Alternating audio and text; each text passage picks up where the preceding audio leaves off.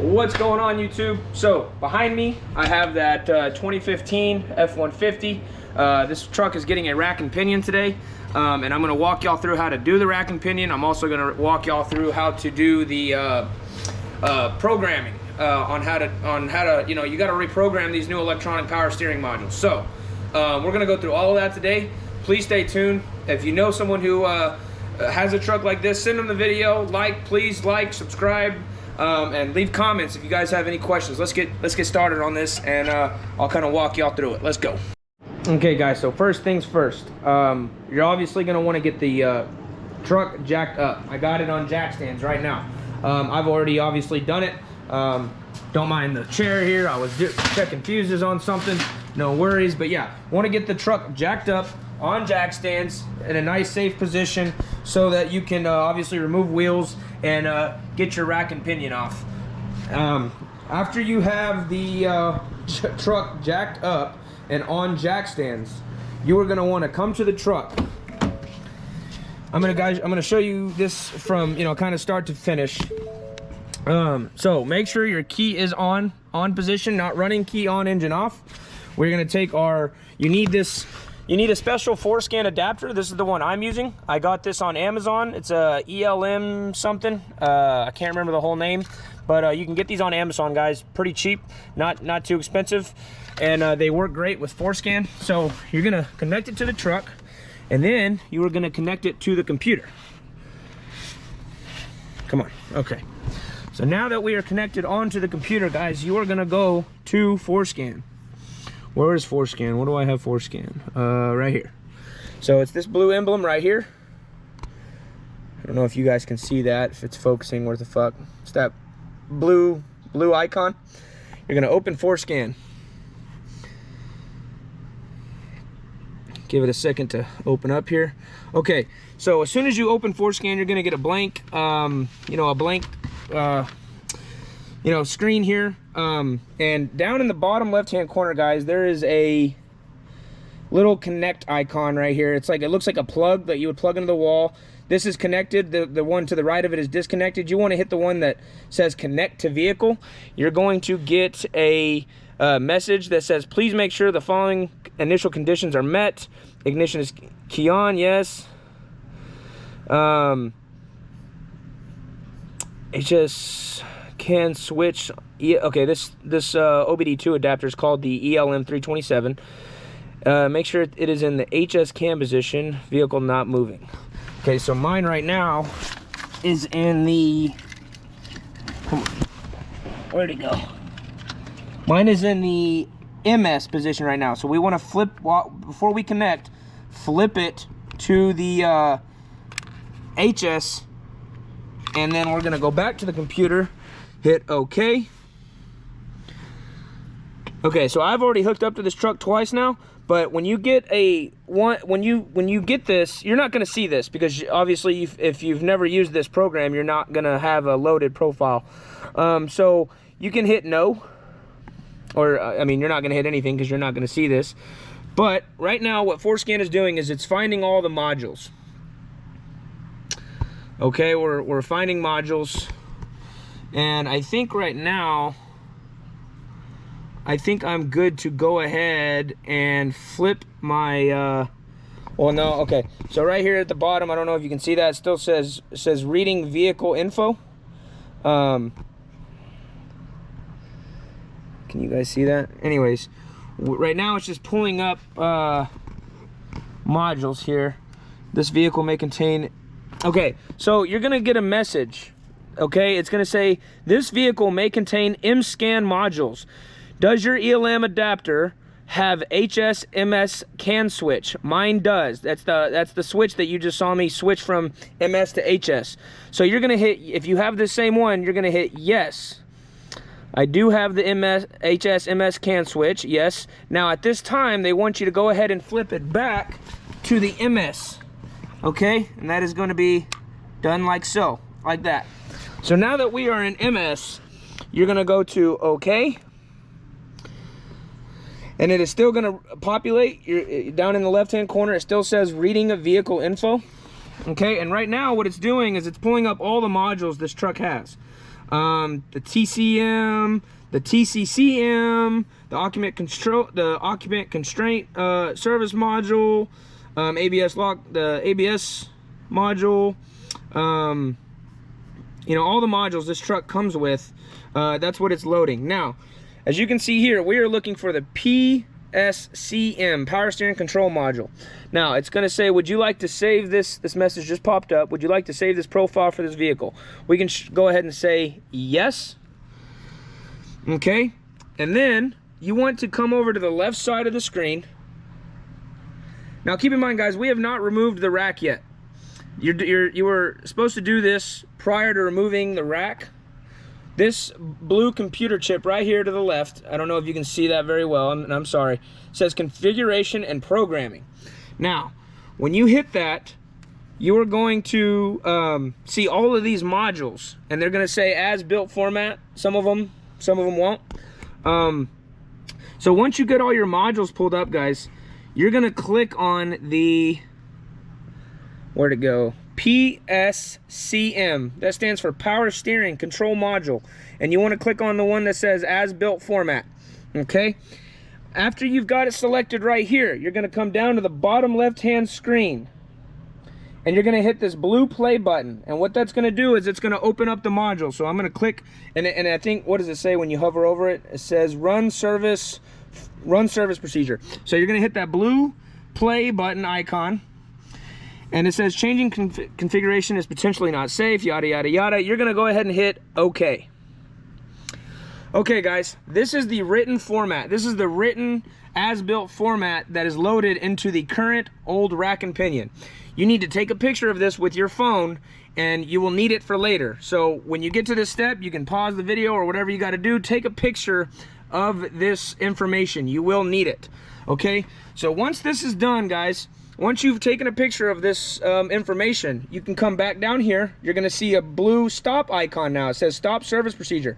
You're going to hit that, and now you have successfully gotten out of the power steering control module, and it'll say right here, service procedure completed successfully. You technically haven't done anything yet, but all you've done is you've successfully entered in to the power steering control module, and you have taken a picture of your as-built data. So now you're gonna, it's safe to turn the truck off, and you can close Forscan if you want to. I recommend not. I'm not gonna close Forscan. I'm just gonna turn the vehicle off to save battery power here. But yeah, guys, so that's how you get to your information. Now it's time to take the rack and pinion off. Let's get to that. Okay, guys, so the next thing you guys want to do before you do anything else, get that steering wheel locked in place in the straight position. Okay, as you can see here, it is locked straight. I have this tool here, got this on Amazon also. This tool is going to help you lock it in. You do not have to have one of these. You can simply take the seatbelt, wrap it around the steering wheel a couple times, throw it in the lock, the seatbelt lock, and that will work too to keep your steering wheel in place. If you guys do not do this, if you do not hold the steering wheel in place and this steering wheel turns during the repair, you will break the clock spring behind this steering wheel, or behind this cover. Well, essentially it's in the steering wheel, but regardless, you will break the clock spring. It'll be no good, and you will have angle sensor codes, and you'll have all sorts of other codes going on. So don't want that. Make sure you lock the steering wheel in place with something, tool, seatbelt, anything you got. Okay, guys, so once you have that steering wheel locked, you are good to go ahead and start beginning to remove the rack. The first thing you really want to do is you want to loosen or crack. You want to crack your tie rod, your inner tie rod ends, the nut. You want to crack that nut, and it is a 15/16 wrench. So what we're gonna do is we're gonna let's see if I can. Okay, so I got it with one hand. You might be able to too, and really all you want to do is crack it just a little bit, enough to that way it's a little loose. Because next, once we crack the other side, we're gonna take this this bolt off. This is a 21mm bolt or nut. I'm sorry. Once you want to take this 21mm nut off, we will pop the tie rod, the outer tie rod end off, and we will count how many spins it takes to come off. Okay, cracking the other side here.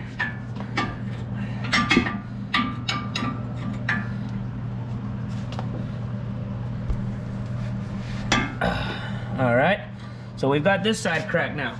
So time to take these off. And like I said, those are a 21 millimeter. Okay, 21 millimeter with your impact wrench. Just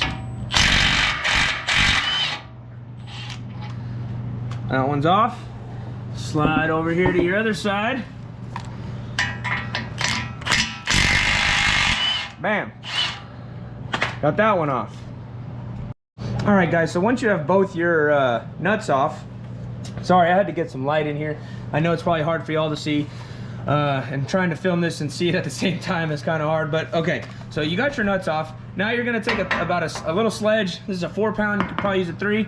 You're gonna hit this knuckle right here so that you can try and pop this out. You don't have to wail on it real hard, just enough to kind of give it some pressure. I think no. Hold on, might need 2 hands. Okay, so I was wailing on it and it did pop up, and it will turn on you. Your knuckle will turn on you. It's not a problem. It's gonna, as soon as you take that tie rod out, it's gonna. So the left side, we have cracked it open. Let's see if we can get it to spin off now. Hopefully we can. Okay, we can. So from the bottom, guys, you're gonna count how many. So 1, 2, 3, 4, 5, 6, 7, 8, 9, 10, 11, 12, 13, 14, 15, 16, 17, 18, 19, 20, 21, 22. About 21 and a half is really what it was, but 21 and a half, 22. You'll probably be good in there. And guys, you're gonna get an alignment anyways, okay? This is simply just to get it, you know, back in the closest position before you get to the alignment shop. You want to, you know, obviously be somewhat close when you go back on with your new one, because we are reusing these. So, yeah, 21 and a half spins. Obviously, I probably don't have to show you how to do it on the other side. You're gonna do the same for both sides. Okay, so as you guys can see, we now have the outer tie rods off. This one was about 21 and a half, 22 spins. The driver's side was actually a little more. It was about 24 spins to come off. So once you have your outer tie rod ends off, guys, you're good. We're probably gonna need to drop, yeah. So we're gonna need to drop these, this little heat shield right here. Probably this one as well. I guess we'll see when we get in there. But your power steering rack is right above this. You could probably even see it. Yeah, there's your module and all your electronics. So we're gonna get these off. Looks like a 13 millimeter to get this middle one off. Okay, so we're back under here. Have our 13 mil. 1, 2. That should come right off. There we go. Try and keep your bolts together, guys. Unlike me. Okay. Now, you have this thing kind of in your way too, which it has 2 13s right here.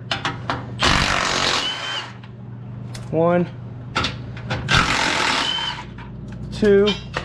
So these go to this big plastic one right here. I don't even know if that's plastic. It's like, or yeah, it's kind of plastic, something. Hold on, I'm gonna set you guys down real quick so you guys can get a better image of this.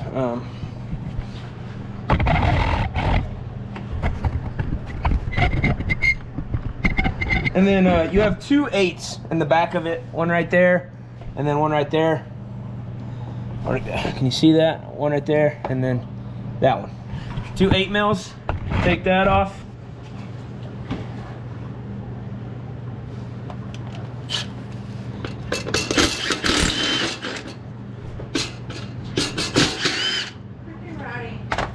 And then once you get that off, you'll have full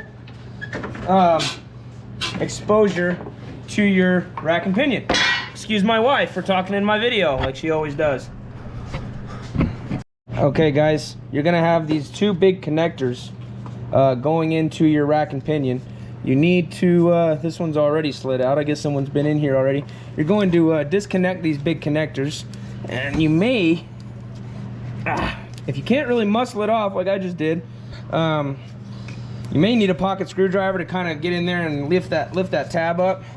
Let's see if this one, okay, yeah, I heard it click. Here it comes. Okay, good deal. So, rack and pinion is almost out. One thing you guys do also need to do, don't know how well y'all can see this, let me get some light over here. There's this bolt, this 10mm bolt right here that connects the steering shaft to the rack and pinion. You need to get that out. My steering wheel is locked right now. I don't know if I need to turn it a little bit to try and maneuver that bolt out. I'm gonna try and get it as it is. I really don't want to have to move my my locked steering wheel again, so let me see if I can get that out. I'll be right back with y'all. Okay guys, so I actually can get to my bolt without unlocking my locked steering wheel already. It's important you guys don't move that steering wheel, guys. As I stated before, you know, you will break that clock spring. Clock springs are they're no fun to change, and they're expensive. Yeah, try to get it without it. If you need to move it a little bit, it's not a big deal. Just remember to set it back. And another thing I forgot to mention that you guys need to know is that this bolt that I'm extracting right now, that I'm taking out right now from this steering joint, is a one-time use bolt. They are one-time use. I do have another one from Ford. I will provide the part number when I go back in with it, or when I get out from underneath this truck. But yeah. And I don't think I have to show you guys, but once you guys get the idea, you get it. You know, just remove this bolt, and once you have this bolt out, you will disconnect your actual joint from the steering gear itself. And we are almost there. I can feel it. Let's see if I can just turn it out. No, too awkward. Hand placement's a little too awkward there. Let's see if I can. Okay, now I can't keep turning it with a wrench because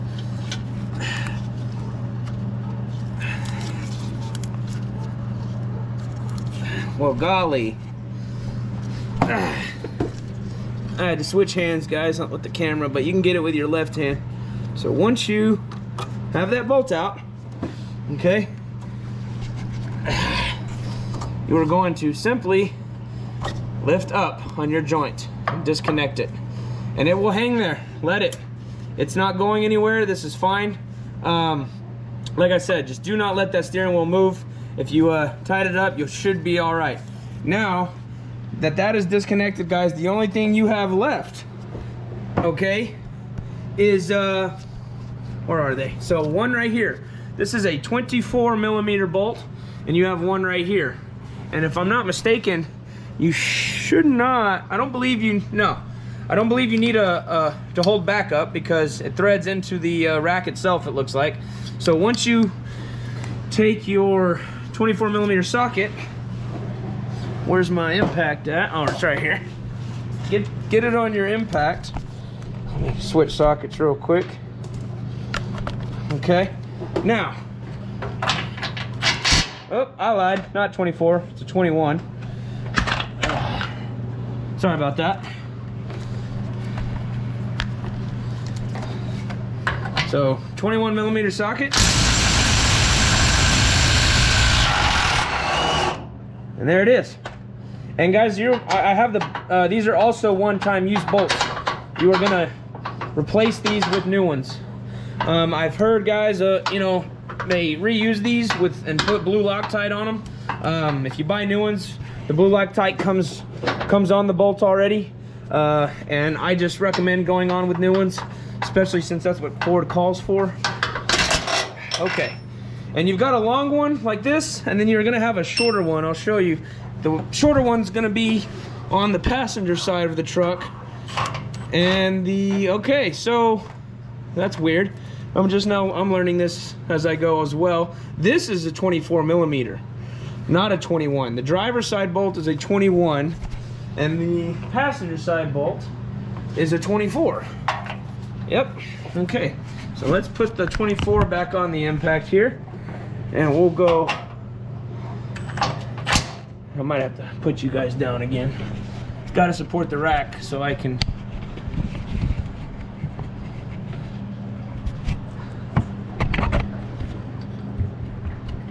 Okay. I don't know how well you guys can see this. Let me point you up a little bit. Okay, so here's your rack, obviously. We're going through that passenger side bolt.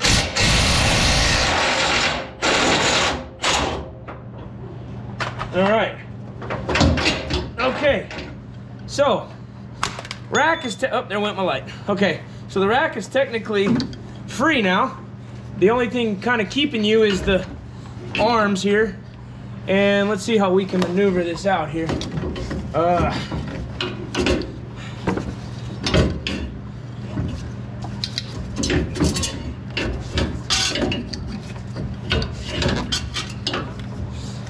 I don't know if it wants me to come bring it out to the driver's side or the passenger side.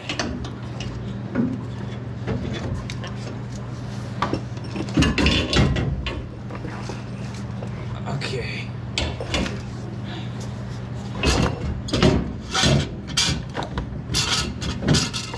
Okay, so I don't know if you guys just saw that. I currently got one side, the driver's side down. So what you're gonna do is you're gonna stick the rack kind of through this hole in your frame / suspension. You're gonna put the computer side through there, and then once you've got the driver's side out hanging, you're gonna bring it back out. Let's see if I can one-hand it here.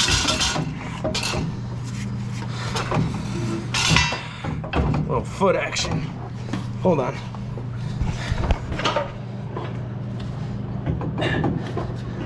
I'm caught on something. Okay, there we go. All right. So, got it out. So here it is in all its pride and glory. Piece of shit. Give it a good stomp for the piece of shit that it is. I'm just trying to make sure we got all the. Here's the new one. Got this one from Rock Auto. Looks pretty identical. It's good to take a look before you go throwing it in. But once you got the old one out, guys, you're pretty much good to go in with the new one. And I'll walk you through that also. Let's go. All right, guys, we're back. Let me wipe this camera off real quick. Okay. I want to give you guys the clearest picture I can here. Guys, forgive me if you guys are having a hard time seeing. I have poor lighting.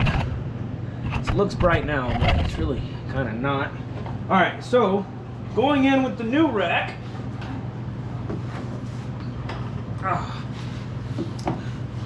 And guys, I also made a video that you might want to reference before you do this job of how to center the steering gear.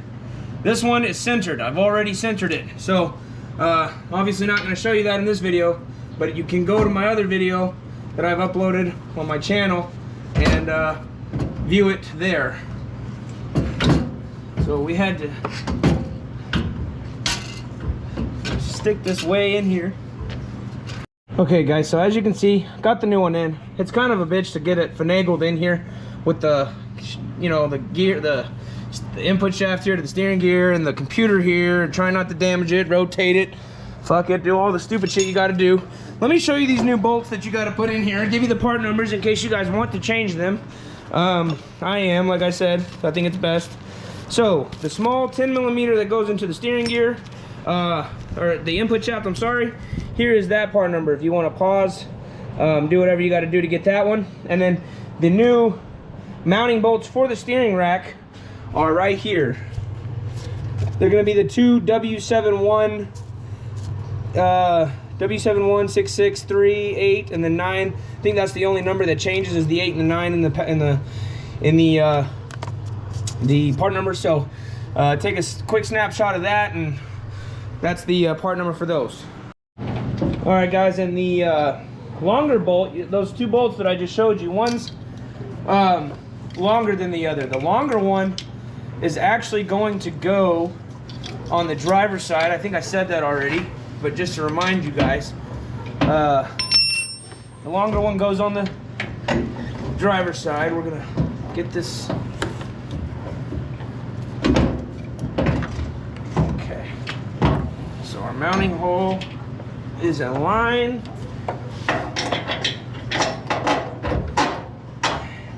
And there we go. Threading it in now. I can feel it catching. Now let's do the shorter one.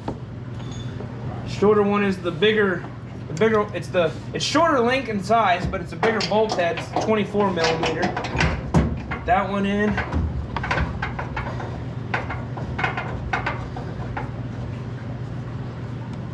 All right.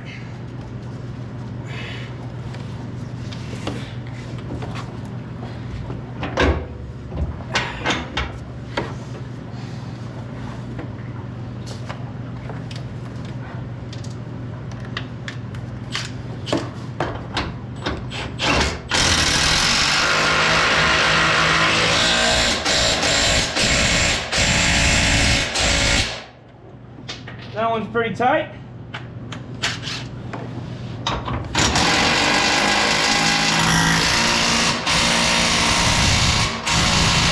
And that one's pretty tight. And then next, we are going to, let me see here. We're gonna pull our steering shaft down. Get you guys back over here. Okay, so our steering shaft, guys, has a notch in it, as you can see, a little notch, and so does our input shaft on the gear here. Now, like I said before, you want to make sure this is centered. Your rack is centered prior to installation. If you do not center it, guys, it'll be way off, and that's another way you could, you know, break a clock spring. Is if it's off, then you will damage it. And this should, since I've already centered it, should just, yeah, slid right on. First try. Damn, I'm good. All right, now time for that 10 millimeter bolt. All right, guys, so we have our new bolt here. And we're going to just simply put it in. If I can find the hole. That's what she said. My glove's ripping. Can't fucking thread this piece of shit in. All right, I got it started. So now, we can take our 10 millimeter wrench and tighten her up. And you guys don't have to watch all that, so I'll be back. All right, guys, as you can see, my bolt is in. It is tight. I do not have a torque spec for this bolt. It's a 10 millimeter bolt, so the torque spec can't be high. Probably like some Newton meters or some shit. But either way, just get it nice and tight with a wrench. You should be fine. Now, guys, it is time to take the nuts, the old nuts off of the other, you know, rack. We're gonna transfer them over to this rack, and then it'll be time to start putting our outer tie rods back on and getting that lined up. Okay, guys, so got our nuts transferred over off the old rack. And this side, if you guys remember, I did 21.5 turns. Driver's side was 24. So I got to try and get my half a turn in here. So we'll call that my half. Now we're gonna go 1, 2, 3, all the way to 21.5. So I'll skip the rest of that for you guys. You guys know what to do. Okay, guys, so I have now I've installed my outer tie rods. The driver was 24, passenger was 21.5. Got those on. They are now back on through the knuckle, through the hub, whatever you want to call it. These are not tight, they're just still loose. We're gonna go ahead and take our 15/16 again and tighten up this jam nut for the tie rod. Should be good on that side. And like I said, guys, we are going to take this truck to the alignment shop to get aligned. This is just to get it, you know, pretty straight, pretty, you know, as straight as possible until we get it to the alignment shops. So here we go, tighten this one. Okay, good deal. So now those are tight, and we're going to hit these nuts here with our impact and tighten those up. Okay, so back under here with our 21 millimeter in our impact. 3 ugga-duggas, 4 ugga-duggas. It's a good torque spec for me.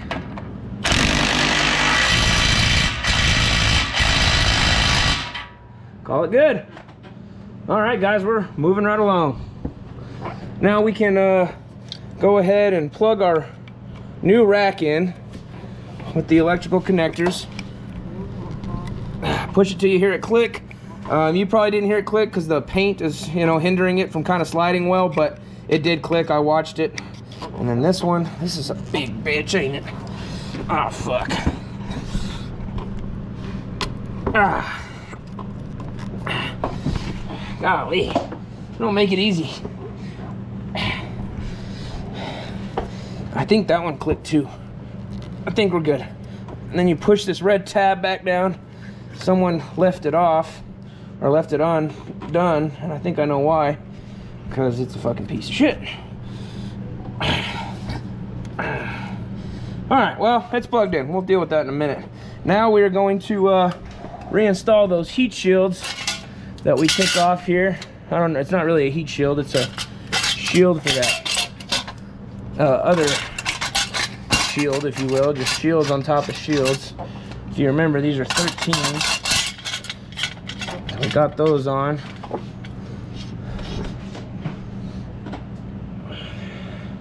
I really hope this video comes out well because I know you guys are getting flipped every which way with my camera.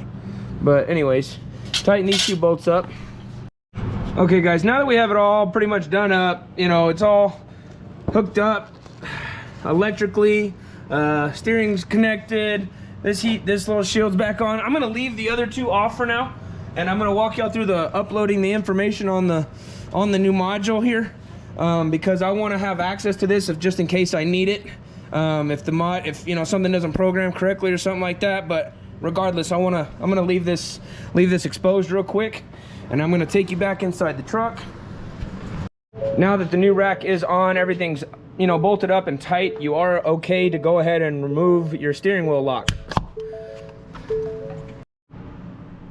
Okay guys, so we are back in the truck here, and I've run into a weird thing here which is actually, it's not so weird when you think about it. So I'm you know, plugged into the truck, I'm hooked up to the new rack and pinion, and what's odd is the information right here on the screen is the same as the old one. So typically what you would do, guys, is you would go in here and you could delete it, and then you would just write, you know, 3D, that's what was there. Oops, I wrote the wrong thing. 3 and then capital D, and you know, you would write it, and it says no changes, nothing to do, because the information is the same. But if it wasn't the same, guys, you would go in there and you would change it to the picture that you took of the information, the picture of the information you took earlier, and then you would hit right, and you would do that for both sides, and that would be it pretty much. You're loading as built data into the new rack and pinion. So that's basically all you're doing. And I'm pretty sure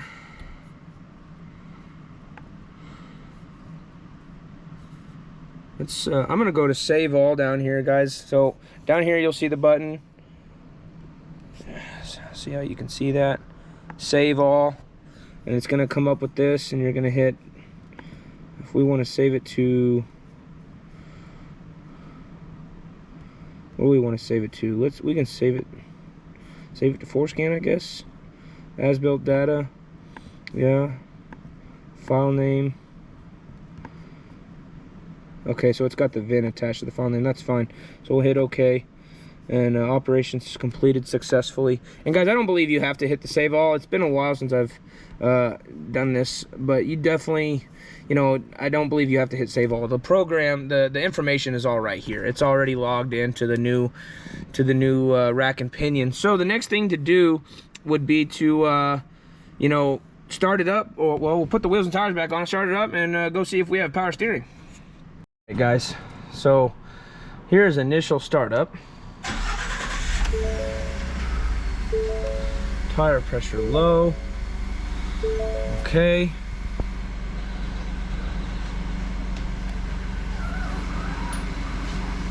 Everything seems to be working properly. I think. We have a check engine light on. Let's go ahead and come over here. We'll turn the truck back off, put it in accessory. Let's go to clear codes. Okay guys, so I figured out the issue with the Forscan, why I wasn't able to clear the codes. I do have them cleared now. Use Forscan to do it. You know, we got them cleared. I had to cycle the key, and that's what I was not doing. But anyways, got that done. We're about to go test drive this thing. Okay guys, as you can see, we are back in the vehicle. Check engine light is off. He does have the TPMS sensor off, or he has the light on because obviously he's got a sensor out, but all our heat shields are back on, everything's back on, everything seems to be working as properly, but we do not know for sure until we do a proper test drive. I'm gonna hand the camera to my wife here. So we're gonna back up.